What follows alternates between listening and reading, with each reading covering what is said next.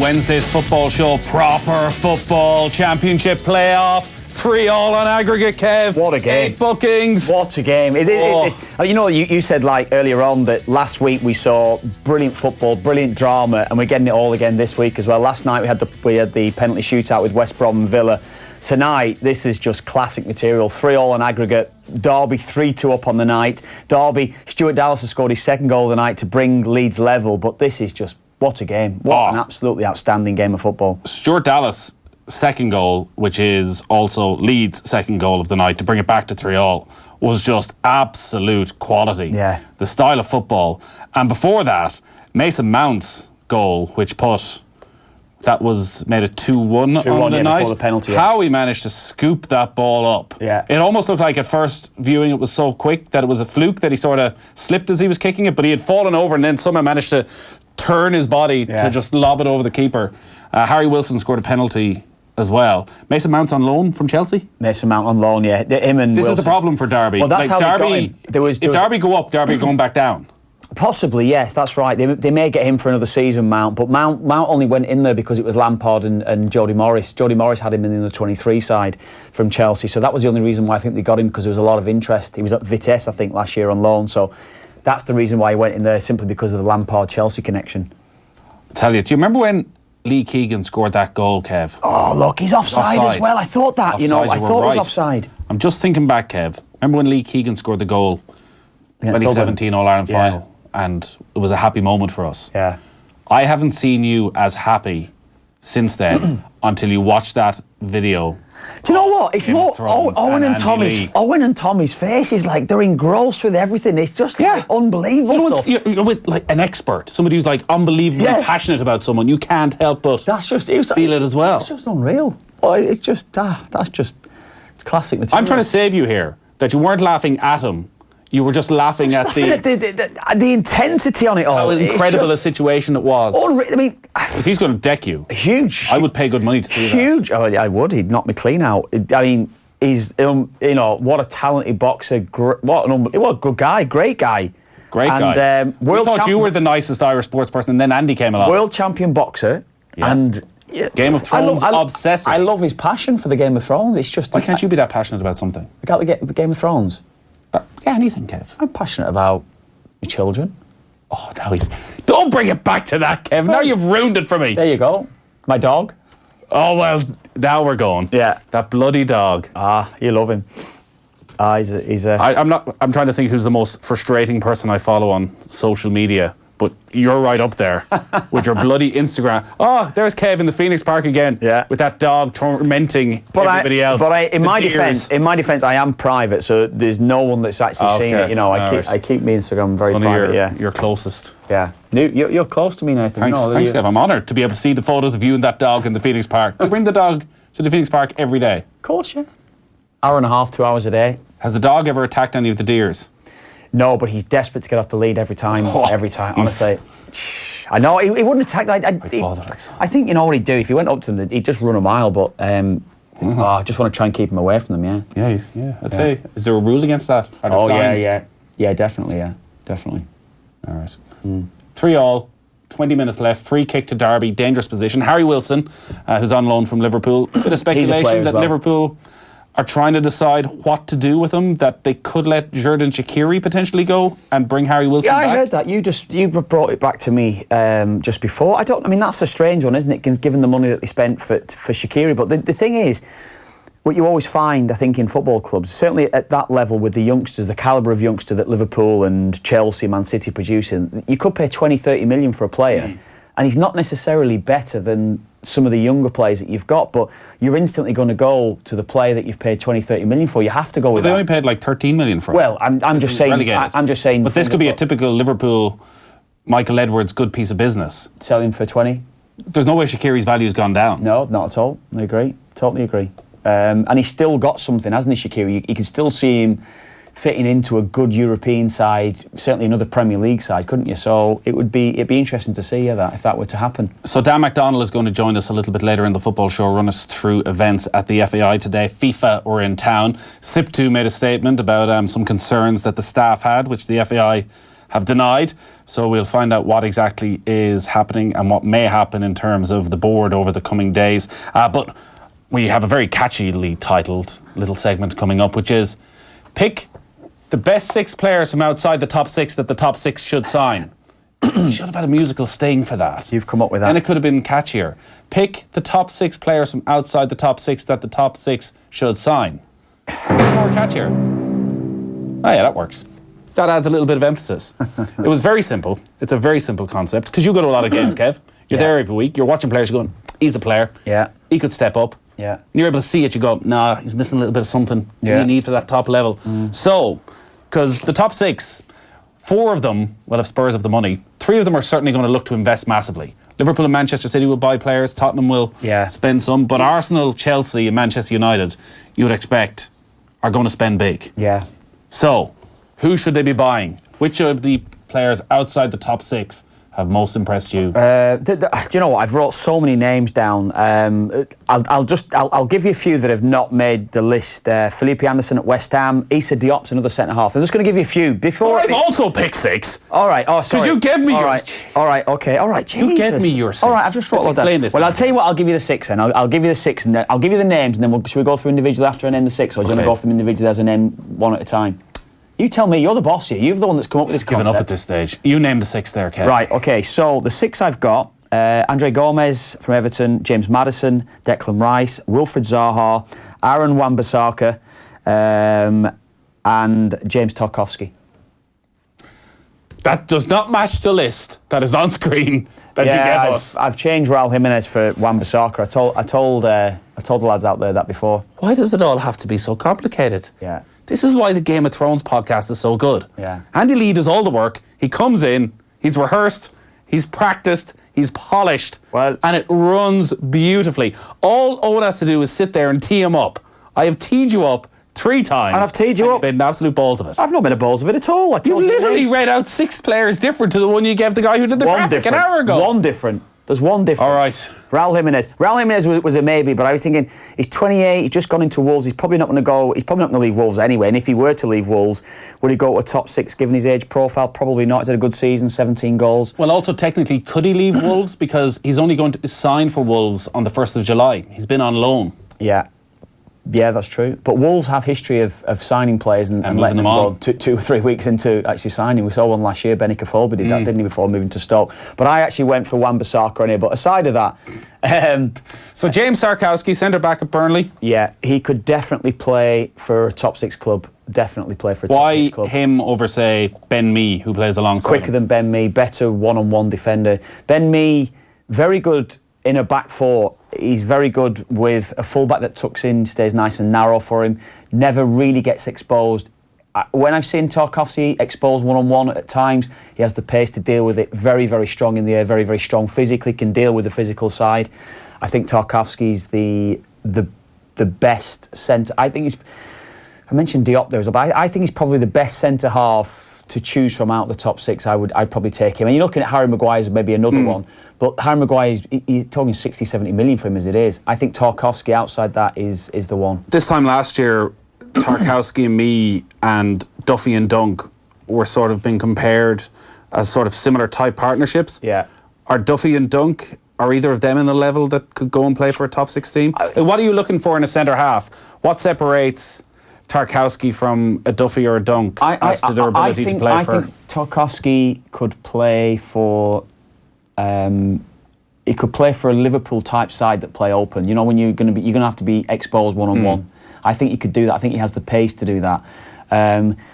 Could I see Dunk or Duffy playing it? I'm not saying they couldn't, but I don't know if they go for that type of defender because you're so used to seeing Brighton where it's a really rigid back 4. You know, you watch Liverpool, you watch Man City, you watch even Arsenal at times as well. I mean, personally, I think they could all play for Arsenal because I think they make Arsenal a better defence if they all played for them because I just don't rate Arsenal as a back 4, back 5, however they play. I think they could all play in a back 5 within Arsenal's system the way that they do play.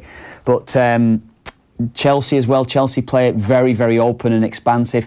David Luiz gets caught out. I wouldn't necessarily think that they're too dissimilar to him, but I think Tarkowski's a better fit than probably all those names I've mentioned there that would play within any of the back 4s or back 5s as he did play the same before within those top 6 teams. Number 2, Andre Gomez. Yeah, well, good-looking man. Yeah, he is. You like him, don't you? I mean, I think he's a very good footballer. I think he's. There was another couple of names at Everton that he could have thrown in with Richarlison, 50 million. He's not going to leave Everton. Gomez with him. Talk to Manchester United were considering a move for Richarlison. Yeah, I mean, you're talking 80, 90 million, aren't you, if you're going to get him now? Everton are not going to let him go for any less than that. Luca Dean was another one as well who's had a good season there. Gomez is still on loan. It leaves me with Everton not being able to get this deal over the line. Could they get it done? I don't know. Still on loan from Barcelona. There's going to be a number of clubs in for him. There was talk of Spurs earlier on this season. Man United were another. Chelsea were another as well. He's that good. He's an excellent footballer. Really, really good footballer that can play in, I think, any of those midfielders. And so we found ourselves at a lot of Everton games early in the season, and instantly we're impressed with him. Never flustered at all, able to control the game. And then Everton have this massive dip in form. Yeah, he probably dipped in and he's form still himself. playing. Yeah. So why was it that he wasn't at the level that he could somehow stand out and bring the team with him? Everton 1-11 simply weren't good enough, were they, during the spell that they may be talking about there. They had a good spell maybe the last 10, 11 games of the season, but that spell through Christmas, when I saw them get smashed off Spurs at Goodison. Yep. We were at the Merseyside derby at Anfield, and Gomez was a standout player for Everton that day, wasn't he? I think just after Christmas, Everton as a side, as I said, they went downhill. I think the team in general, as a back four, they were struggling.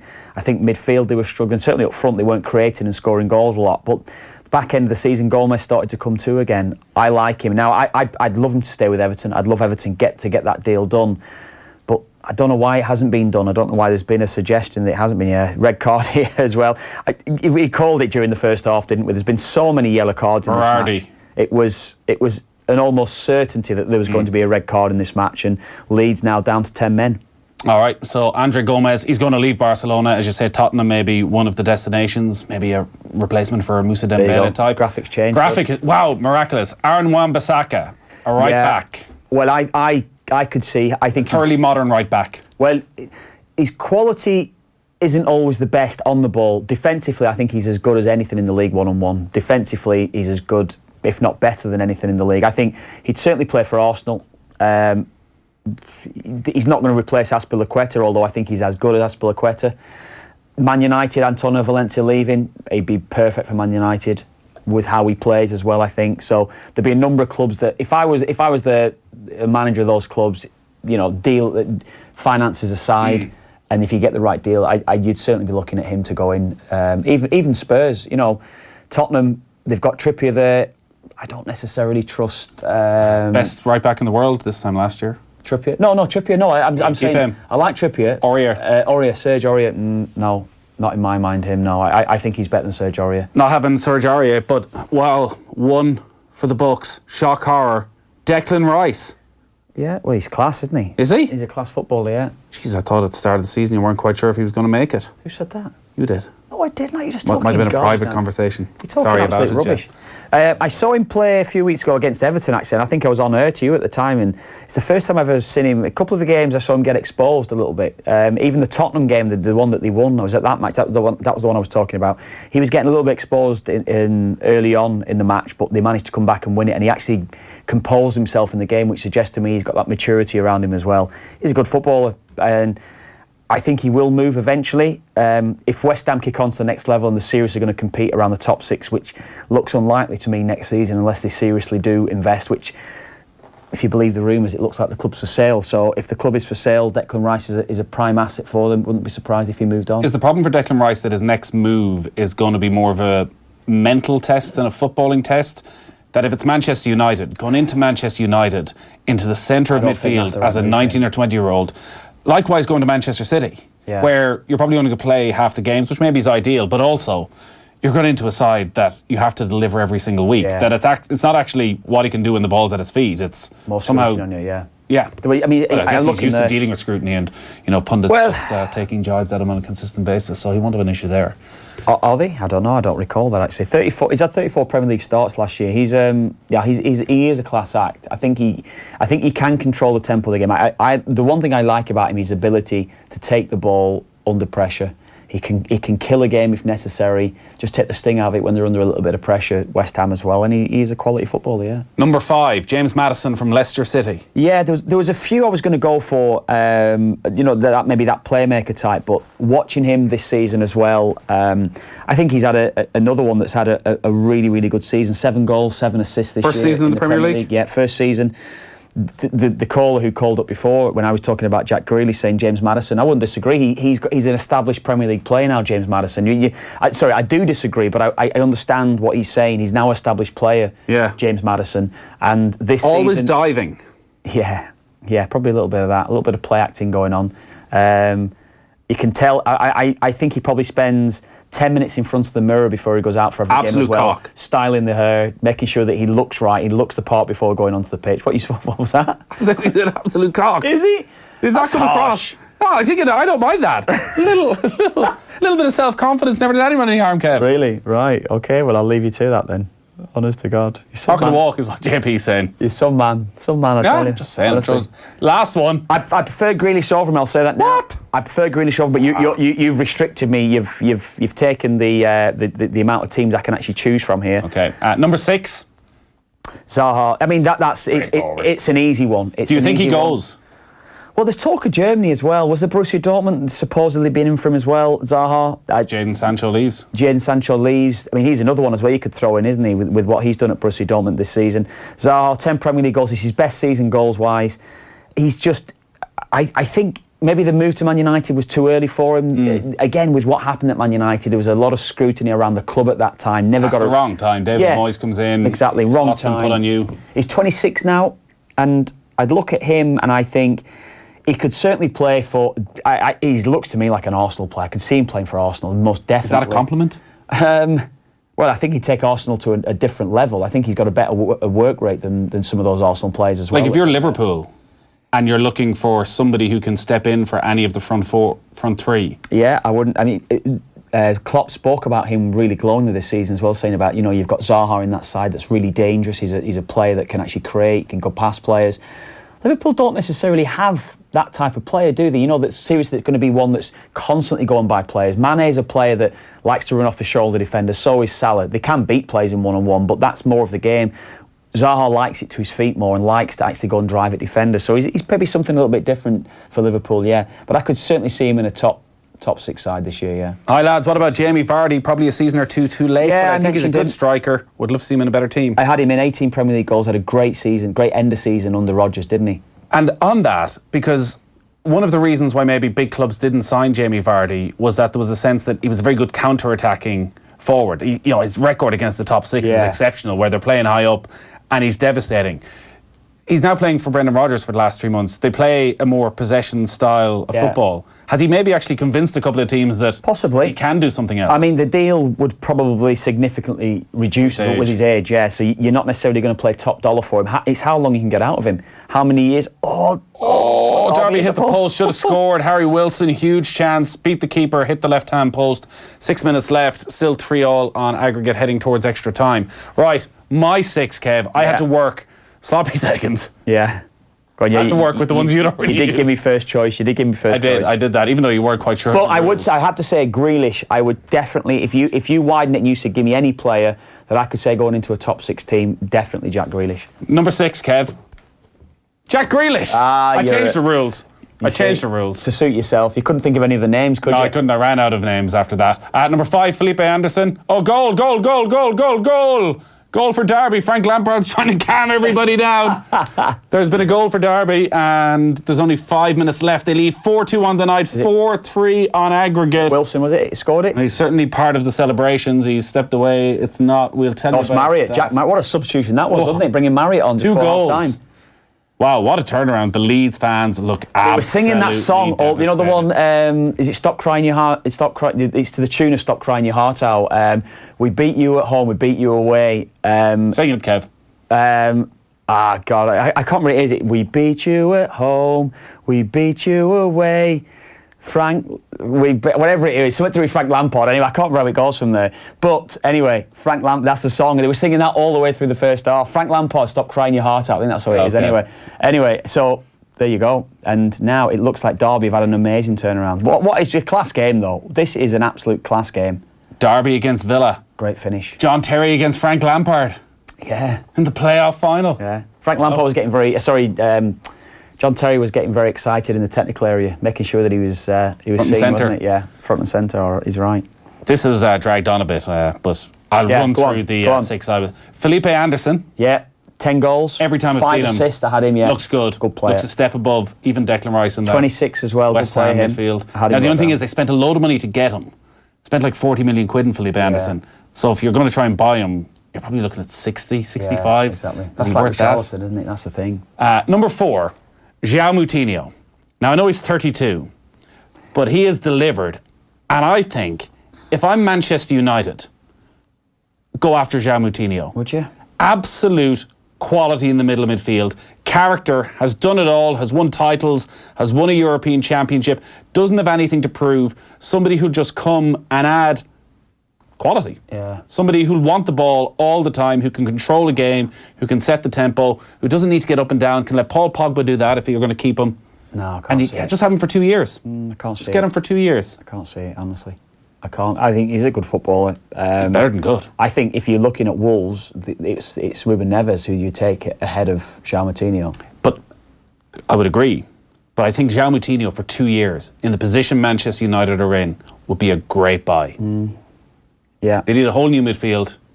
But then you're looking Calm at him. head. If you're looking at, if as the rumours are supposedly true, they're trying to sign Declan Rice. So you're taking him, age profile and everything going with that. Declan Rice would probably be the one they'd sign above João Moutinho. Declan Rice is not as good a footballer as João Moutinho right now. I agree, but they'll be playing in the same position. Man United are going to probably play a 4-3-3 with one sitter. Who you're going to have the sitting, that's the way it's going to be. And if they had a chance. Yeah, so I agree what you're saying. I do agree what you're saying. He's a better footballer, but that's who they go for, I think, ahead of him. Number 3, Yuri Tielemans. That's the one I wrote down there. Could well happen. He obviously was at Leicester at loan. The rumours are that Leicester are trying to get a deal done as quickly as possible 3 because goals, 4 assists. He's sort of second on everybody else's list if they don't get their first option. Definitely. He's only played 13 games this season, and I definitely think, I agree with you totally. 22, age right, everything. Probably not going to be a crazy fee. No, you're probably right. That is the one, definitely. If you're going to put a name together, you're going to put a dozen names together, any club would be in for him, Tielemans, most definitely, yeah. Number 2, David Brooks. Yeah, another one. Bournemouth. I wrote down him as well. I wrote down a few. The Callum Wilson would be another one there as well. But Brooks, 21, 7 goals, 5 assists this year. He's very much, he's been impressive. Linked with Arsenal. Yeah, I could see that. And number 1, the Doc, Matt Doherty. Yeah. Do you think Matt Doherty could make it at a top 6 club? Well, again, if you're looking, I said before, I think Matt Doherty's better. Well, he's certainly as good as Arsenal's right back, which is the Spanish Portuguese then Hector Bellerin, who's out injured until he's well into the new season. Exactly, I could see that. Tottenham again, another one. Would you buy him certainly to go in competition with Kieran Trippier? I could see that. Much the same as I said, Wan-Bissaka. They also like to play 3 at the back sometimes. Yeah, definitely. So he's another one that he get well suited. Man United letting Antonio Valencia's gone. They've no right back. If you're looking to be building a side, yeah, I could see it. I wouldn't disagree with that one either. Are there certain, and maybe every player is like this, are there certain players who are just suited better, to the club, more suited to a better team? That Matt Doherty may not be suited to a relegation fight. That a team that doesn't hold on to possession, like Ireland, for example, that playing with Ruben Neves and João Moutinho inside him makes his life quite easy. He can take a few risks. He knows he can bomb forward and that they're not going to lose possession. Whereas actually, if he was with a team that didn't have that sort of dominance, he may not stand out as much. Yeah, you could probably throw that at a lot of players, yeah. Or maybe that's every player. Yeah, it is. You play with better players, your own standards are going to increase. Most definitely that's going to be the case. And the way that Wolves play is certainly suited to how he plays, definitely. You see, when you've seen Wolves this season, when I've seen them, they play so much expansive football. Against the top 6 sides, they play a little bit differently. They've had great success off the back of that with how they've played against top 6 sides, a bit more counter-attacking style. But he's certainly a player that likes to play high and wide, and he creates a lot of chances and scores a lot of goals, yeah. Surely Matt Doherty's a good option for Man United or Arsenal for not crazy money. Guess we don't know if it's not crazy money. He's just signed a new contract. It depends, doesn't it? And he's been linked with moves, hasn't he? That's the thing. And Where's his next move? Where's he going to go to? The next move, essentially, is, what, is he 27 now, I think he is? 8 goals, 8 assists this year as well, so he's had a brilliant season. Do you know what I'd think if I was Matt Doherty, though? If a club comes in, you're not going to be able to say no to it. I'd rather stay for another year and say, I'll tell you what, let me get a stab. I'm an established Premier League player now. Let's have another season, see where this Wolves side's going to go, because by all accounts, there's going to be more investment going into that side, and they could kick on to the next level. Great list. I thought that worked really well, Kev. Yeah. Quality radio. Yeah. 91 minutes gone, another terrible challenge, this time from a Derby player. It's a free kick to Leeds right outside the penalty area in injury time. They're down to 10 men. They're 4-3 down on aggregate. As it stands, it's going to be Derby County. Is that another red? It's another red. It's another red. So Derby are down to 10 men. Does that have him out of the final? Scott Malone sent off. That will, I'm sure, rule him out of the final.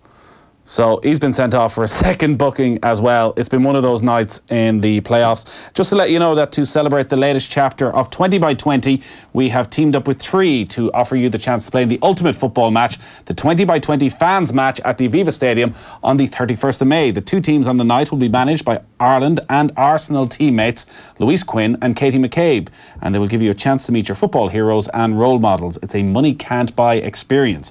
Bear in mind, you've got to be female and over 18 to enter. So to be in with a chance of winning, just answer this question. How many senior international caps did Katie Taylor win? Text your name and answer to 53106 for 30 cents. We'll announce the winner before the end of the show.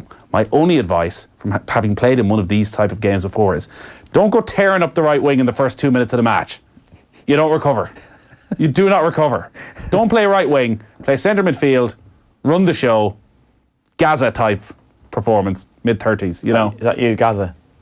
Well, yeah. There's certainly elements of similarity, I'd imagine. We taking a break?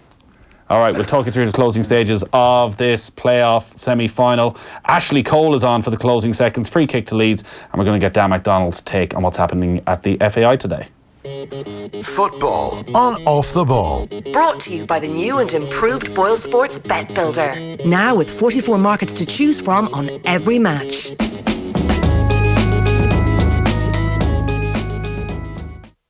News Talk Breakfast. Join me, Mary Lou McDonald, leader of Sinn Féin, for Phone In Friday, this Friday on News Talk Breakfast. I'll be taking your calls and answering any questions you have for me live on air. So if you've got a question for me, just text us on 53106 for 30 cents or email breakfast@newstalk.com. News Talk Breakfast. In association with AIR. With Shane Coleman and Kieran Cuddihy. Weekday mornings at 7 on News Talk. The greatest change often comes from the smallest actions, like flicking on the TV or plugging in your charger. Switch to SSE Airtricity and switch to 100% green electricity. So every time you switch on or plug in, you're helping create a greener future. You'll also get €150 welcome credit plus 10% off your electricity. Go to sseairtricity.com today. This is a great deal. This is Generation Green. Estimated annual bill €1,030.47. Offer from 23rd of April 2019. Rates valid from 3rd of December 2018, subject to change. 1 year standard unit rate discount for new home electricity customers on direct debit and e-bill. For details and terms and conditions, rates, EAB, exit fees, standing charges, see sseairtricity.com. It's wedding season, and whether you're a groom or a guest, you're guaranteed to get that perfect fit if you visit the multi-award-winning menswear store, Galvin Tullamore. Home to a selection of the world's finest brands, superior wedding suit hire, and an in-store tailoring service. Galvin Tullamore, where great style meets great service. Whether it's from your dad, throw a few odd quid under the mattress, your next-door neighbour, You should totally remortgage the house and get one too. or your 6-year-old. How should I know? I spend it all my money. It's always better to trust a professional when it comes to financial advice. Financialbroker.ie is the go-to for professional advice on pensions, investments, and everything in between. Find your local broker or use our budget calculator at financialbroker.ie. Nissan's latest innovation is the van that never gets old. Buy any 192 Nissan van and replace it with a new van every 3 years from just €49 per week ex-VAT. Plus get 3 years free motor tax and 3 free services. Visit nissan.ie. Nissan. Innovation that excites. Finance offers for business users only. Finance is provided by AIB Leasing Limited by way of a leasing agreement. Allied Irish Banks plc and AIB Leasing Limited, trading as AIB Finance and Leasing, are regulated by the Central Bank of Ireland. Eligibility, lending criteria, terms and conditions apply. Off the ball. This is News Talk. All right, final seconds of the playoff semi-final, and Leeds on the attack, trying for an equaliser, and it hasn't come off, and surely that is it. It is Leeds 2, Derby 4 in the night. Derby 4-3 up on aggregate, both sides down to 10 men. It has been one of those crazy playoff nights, but it looks as though it's going to be Derby against Aston Villa in the playoff final, and it is. And Frank Lampard can finally let loose. He's been telling everyone to calm down for the last 45 minutes, but Derby have done it. Derby, who finished 6th in the championship table. Yeah. So Leeds United, who all season were thereabouts for the automatic playoff places and really felt they blew it over those closing weeks, have missed out on a place in the playoff final, and their long wait for a return to the Premier League continues. Their players look devastated. They were in control of this. Yeah. They were 2-0 up in aggregate. Yeah. Lampard's getting abused. Either side of half-time. Honestly, he's getting absolutely abused by all the Leeds fans throughout the game, and it's got to be nice for him, given the abuse he's been getting on that touchline. But do you know what? They played a bit different from the weekend, Derby. They played a bit more counter-attacking. They didn't try and dominate like they did at the weekend. Leeds' energy at the weekend was a real problem for Derby. Tonight, they've tried to apply the same energy, but Derby have been more counter-attacking, and I've really, in particular, the substitution. Jack Marriott came on only a few minutes before half-time. He scored almost instantly, and I think that changed the game for Derby. I think the team talk would have been different, give them a bit more belief for the second half, but it has been a classic playoff game, yeah. What a Given game. Looking very happy there. You should ring him there and get him live on air from on the pitch. Should I, yeah? Proper live. Do you think he'd answer if you rang him? He probably would have given. If I well give done, him, horse. I'd say give him half an hour, but he won't have the phone with him, so we'd be off air, then we'd kill it. It'd be nice, wouldn't it? Yeah. Yeah, it would be. Yeah, maybe tomorrow night. Yeah. All right, Dan McDonnell is on the line. Evening, Dan.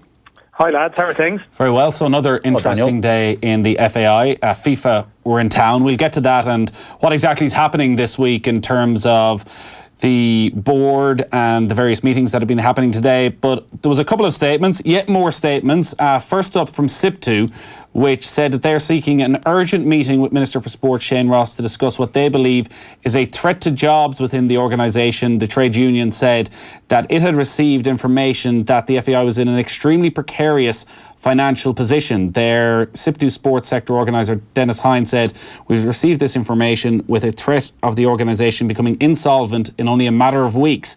This has caused great concern to our members who are employed by the FAI." Now, the Football Association put out a statement, rejected these, saying that they're unfounded claims, going on to say that they have met with UEFA President and the Director of the National Associations, and they were assured in the meeting in Neon that they still have the full support of UEFA for the FAI as we go through our current processes. UEFA supports will ensure the continued viability of the FAI, and there's no threat to FAI operations or to FAI staff. What does it all mean? Yeah, it is. I mean, that SIPTU statement obviously was very attention grabbing, and certainly, you know, when you use words like insolvent and you talk about a threat to jobs, then naturally that is coming from a mood of fear that does exist on the ground. And while the FBI statement did say, you know, these claims are unfold, also in the same statement say that. Effectively say that their viability is dependent on support from UEFA. So it's good that they have that backing from UEFA and FIFA to get them through a period of crisis, but the fact that they need it would suggest that any fears that exist are fairly genuine, because naturally, you know, you were talking about a football association here, as has been discussed many times in recent weeks, that has a very substantial turnover, that has boasted about its turnover. And the fact that now it appears to be relying on outside support to keep going, to keep the show on the road, that's not a picture of health that would encourage you if you were relying on a paycheck from the FAI every month. Yeah, why release a statement then when you mentioned there just that can cause the panic then around the jobs within the FAI? Well, I suppose, well, obviously, you know, SIPTU released a statement because I think they are concerned, and certainly, you know, they're getting complaints or I suppose queries from members who are concerned. I mean, there was an FAI meeting of FAI rank and file staff on Monday, where they elected sort of 3 people from amongst their number to represent them in talks. So clearly they feel there's something going on. The soundings that are going around the place, they feel that they need to be organised. And the FAI obviously felt they need to respond to it, because today we had a series of meetings where they were trying in some way to outline what's happening with the FAI. I mean, what's happening at the moment is a crisis. You can't call it anything else. Yeah. I mean, you have exceptional circumstances going on here. We have Paul Cook today, who was a candidate for Treasurer in July, being co-opted onto the FAI subcommittee, the subcommittee of the FAI board, immediately to help them. There's 6 different investigations of different kinds ongoing.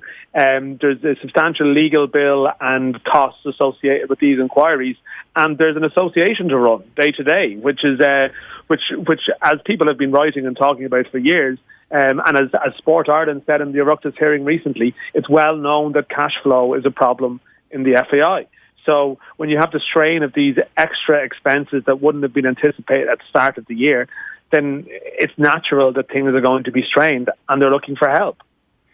Yeah, I guess when we've been talking about the FAI throughout this crisis, whenever we talk about FAI staff, it's always surrounding John Delaney and John Delaney's salary, and we don't really think about the 200 other people who are working out in Abbottstown, many of whom are on very lowly paid salaries, who, struggling to get by week to week and simply cannot deal with any sort of interruption to that. And as you touched on there, Dan, I guess the issue is that there seems to be probably a bit of a vacuum at the moment in terms of who's running the day-to-day operation, because you'd imagine almost all the senior staff are solely focused on dealing with the main parts of the crisis, with the various different reviews and investigations that are going on. Yeah, I mean, if you ran through them all, we'd run out of airtime, in terms of the amount of potential issues and difficulties to deal with. I mean, there's other stuff going on at the moment related to schoolboy football and other matters that have barely even got a hearing because there's so much other stuff going on.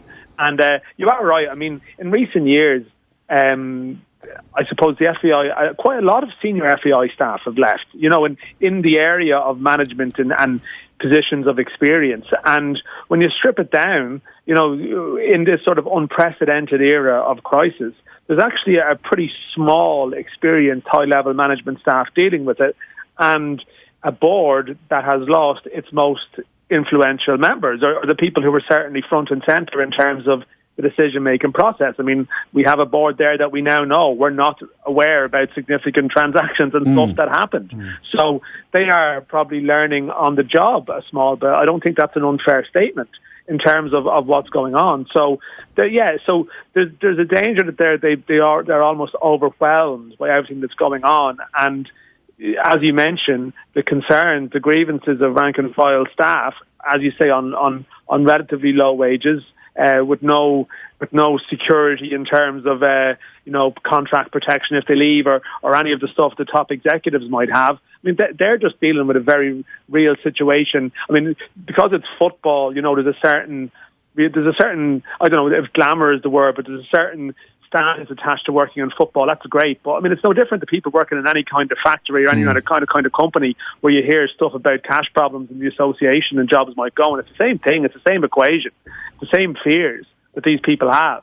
And they're looking, when they're reading daily reports about the FAI finances and what things might be costing and what payoffs might cost, it's only natural that they're going to be very, very concerned, because I mean, we know that the state of play. I mean, the attendances weren't great in the autumn. The FAI has always relied on the international team to generate funds, but it hasn't been games lately. And it's Gibraltar. Where's it coming from? Where's the solution coming from? Dan, is there any indication? I think the initial one was we're waiting for the AGM before we're going to fully realise what the FAI overhaul will be and when we're going to get some real leadership. Is there any indication that this process is going to be brought forward a little bit? Probably not, Kev. There would be a theory really that this process of getting things sorted by the AGM in July, that there's a view that maybe that could be too ambitious, that actually could be too rushed, that there's a governance review group at the moment that are seeking to complete like a draft. There's submissions being submitted by various stakeholders at the moment. There's there's a deadline that this governance review group will submit by June their recommendations for a reform of the board structure, with a view to perhaps these proposals being adopted by the end of July. And a new board being elected. But there would be a view that there's so much going on. Some of these investigations that are ongoing, may take much longer than that. So if you rush through something now, are you in danger of just getting a slightly different version of the same structure? So to answer your question, will things be done sooner? I'm not sure that they can be done any sooner than what's happening at the moment. Paul Cook, someone like that going on to a committee almost in an interim capacity, that's probably helpful. It's an extra experienced body there. But in terms of maybe people wanting everyone to step down straight away, I don't know what they can do there. I mean, UEFA are probably going, UEFA have offered, personnel and people that can come in and help. But how this actually, in actuality, how this operates, it's very unclear. FIFA were in town today as well. Any word on what that meeting was about? They're due to meet Sport Ireland as well tomorrow. Are they just trying to figure out the lay of the land as to what the government's role in this will be? Yeah, I mean, I think, there was a comment from a FIFA official, about, they're there to almost safeguard or keep an eye on the autonomy of the FAI, because, FIFA rules are strict enough about government interference in football. So any changes to structure now, the FAI really can't be seen to have government driving that, for government to be front and centre in the decision-making process. It needs to be in partnership with football, and with football leading the way. And is that not potentially a huge issue over the next couple of months? Because it does seem that a lot of those who were there involved in the FAI board may well want to go for re-election, that there would need to be huge changes to the constitution of the FAI if there was to be an altering of the FAI council and their role in all this. But if the government want real change and want to put in their own people, well, how does that all fit in with FIFA and a lack of interference? Yeah, and that's a fair point. And I think that these are things that will be discussed and that would have been discussed today, and certainly will be discussed tomorrow when the FIFA people meet the representatives from Sport Ireland, because I suppose Sport Ireland are trying to take an active role in this, perhaps having been accused of being maybe slack in this area for so long. But there is a balancing act here, because Sport Ireland also, there's only so far that they can go. There's only so far that Shane Ross can go without being in danger of falling foul of football rules. And I think there might be a view in the FAI, from the FAI side of things, that they also, they receive state funding, which is significant, but they also receive a hell of a lot of money. The primary benefactor as such, the primary contributor would be UEFA. Yeah, which they were keen to point out, I think, in front of the committee. Yeah, so there's an element of any process that happens here, they need to know that UEFA and FIFA are satisfied with it, or else you're jeopardising other stuff there. So it's a difficult. I'm not saying it's easy to sort this all out, and that's why some people have advocated, the FIFA have a facility whereby they can send in like a normalisation committee to steer the FAI through a process. And as I mentioned, there's talk of UEFA personnel coming in. So there's a lot of voices and actors and people involved, a lot of voices, a lot of committees. I can imagine for people it's a bit unwieldy sometimes just hearing all these titles and committees and names. But I think that probably accurately sums up a degree of confusion about where things are going, because there's so many competing forces, competing investigations, various factors to consider, that really it is a messy picture. And I think it's going to be a while before it all really clears up in any firm black and white, here's what's happening explanation. All right, Dan, you'll be back on the show tomorrow. You can take a full 2 hours to explain it all then. But the UEFA Nations League, Well, don't get Kilbane started on that. Yeah, there you go. Yeah. There you go. All right, Dan, we'll talk to you tomorrow. Talk to you. All right, quick break. Off the ball on News Talk. At Energia, we've always been the power behind bigger savings for small businesses. But want to know the secret to even bigger savings? Come direct to us. Call 1850 363 744 or visit energia.ie/business. Energia, the power behind even bigger savings. Standard terms and conditions apply. Good price, but the APR... Zero. The deposit, though, Zero. I understand, but... Zero. Okay, it's an incredible deal. Just please stop doing that. Okay. Zero. The 192 Renault range. 0% APR, 0 deposit, 0 catches. Visit the Renault Runway Sales event from the 23rd to the 25th of May at your local dealer. Finance is made under a hire purchase agreement. Terms and conditions apply, subject to lending criteria. See Renault.ie. Mix and match your favourites this week at Dunnes Stores. Get any 4 bottles of Diet Coke and Coca-Cola Zero 2 litre or Coca-Cola 1.5 litre for €5. Pick up any Mars Fun Size range now half price. Save more with our 10 off 50 grocery voucher. Dunnes Stores. Always better value. See online for terms and conditions. Minimum spend required. If you want an appliance and you want it delivered, hello! There's only one place to go. Appliancesdelivered.ie, of course. Washing machines, TVs, fridges, freezers, barbecues, laptops and much, much more. It's our biggest ever range of products. All the best prices in Ireland, guaranteed. Like a higher American fridge freezer, just $699.95. The Montpellier Compact Tumble Dryer, $129.95. Or a Salter Whole Fruit Juicer, delicious value, at $19.95. But hurry, these offers are for a limited time only. It's a busy time on farms, so watch out for tractors, trailers and other farm machinery using the roads. Be patient, slow down and only overtake farm machinery when it's safe to do so. If you're driving a tractor, you must hold a licence. Make sure your vehicle is roadworthy, check your load regularly and drive at a safe speed. Be aware of traffic building up behind you and when possible, allow cars to pass safely. From the Road Safety Authority and the Irish Farmers Association. Off the ball. This is News Talk.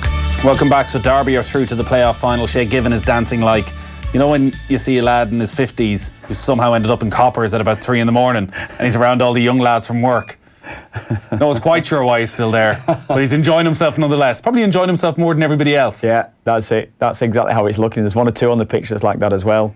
What a result though. What a result for them. I never saw it. I didn't see it. Certainly didn't see it after 25 minutes or so when Leeds had gone in front, but that's incredible turnaround. Most complicated text of the night. Honours go to L in Cork. Evening lads, I don't think Liverpool will sign any, quotation marks, first teamers. I don't think they need a number 10 as, since they inverted the triangle in midfield and switched from 2 number 6s to 1 8 to 1 6 and 2 8s, the need for a number 10 is gone. They now have the fullbacks crossing for the front 3, with the 2 8s arriving late, so maybe a backup left back, a backup for Fabinho, Henderson's wasted at 6, Liverpool, and maybe someone to fill in for any of the front 3, says Ellen Cork. Well, Liverpool have never played with a 10 anyway, have they? So that's the way that it's been with them. He's not been a 10 though, has he? He's never played as a 10 for Liverpool. You see, since they inverted the triangle in midfield, there you go. You just wouldn't understand it. I know. Football's moved on. Exactly. They're inverting the triangle in midfield. Yeah, exactly. Do you understand that? Absolutely. Yeah. Absolutely. Well, exactly. Why do you think Jordan Henderson's playing so well? Triangle inverted. Oh, right, yeah. It's changed his game completely. They've always had an inverted triangle. They've always played a 4-3. Oh, now suddenly they've always had an inverted triangle. They have. All right. Earlier we asked you to identify our mystery voice. A lot of it is absolute rubbish. It was, of course, Paul Kimmage, and congratulations. That's tonight's football show I think he's talking about. Tom Dalton, well done. You go into the draw to win that VIP trip to the Tour de France with thanks to Skoda. Book your next service at skodaservice.ie. Tomorrow morning, our sports breakfast show, OTB AM, is back 7:45 on all our social channels. Kieran Donaghy's going to be along. Always worth watching. The Shot Clock on with Owen and Jer from 7:45. Did they have Kieran on this morning when Owen was giving his power rankings? No. But they can bring it up tomorrow. And they were talking about the team of the decade as well. McIntyre's nonsense. That's all there though on offtheball.com, and just check out OTBAM. You're missing out on all that good stuff if you're not up early in the morning. We're back 7 o'clock tomorrow night. John Giles, Alan Quinlan, CJ Stander, Tom Dunn is up next. Goodbye.